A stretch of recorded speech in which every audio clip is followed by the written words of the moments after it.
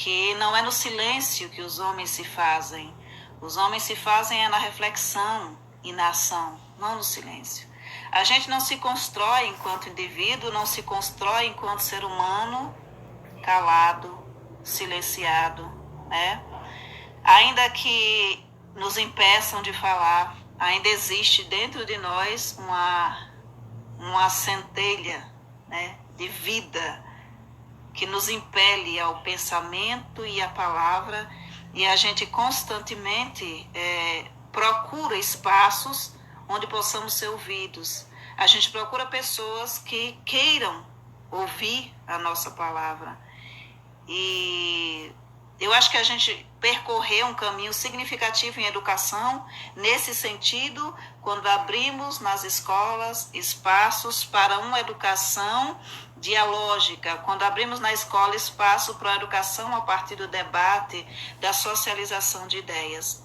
No momento que a gente tem uma base nacional curricular comum e as diretrizes nacionais para a educação infantil, tendo como eixos estruturantes as interações e as brincadeiras, né, isso já é um avanço significativo.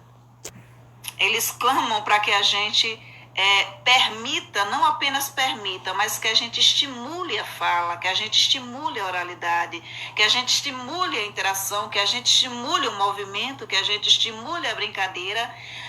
Mas nós viemos de uma geração diferente. E na nossa geração, a gente foi ensinado que aprender era silenciar, que aprender era estar calado e em tempo oportuno a gente poderia dar resposta solicitada, que não era uma resposta advinda do pensamento, da análise crítica, mas a resposta esperada pelo professor.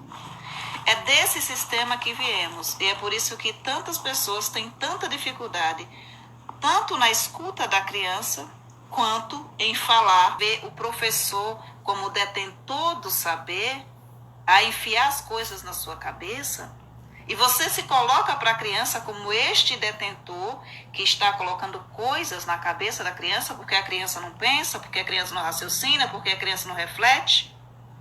Então a gente tem essas pequenas considerações a fazer acerca desse tema que a gente propõe hoje para vocês, que é o silêncio. A gente se faz na reflexão e na ação, constantemente pensando sobre aquilo que a gente está reproduzindo através da fala, constantemente escutando o outro, cruzando a realidade dele com o que ele tem falado, levando a criança a entender os seus sentimentos, a entender as suas emoções, a entender o porquê que ela não pode fazer isso neste momento, ou porquê ela deveria fazer aquilo. Não basta simplesmente dizer para a criança, faça, ela precisa entender o porquê. Qual a necessidade? Ela precisa ver sentido. Se ela não vê sentido, ela não aprende nada. Se ela não aprende, você fala enquanto professor.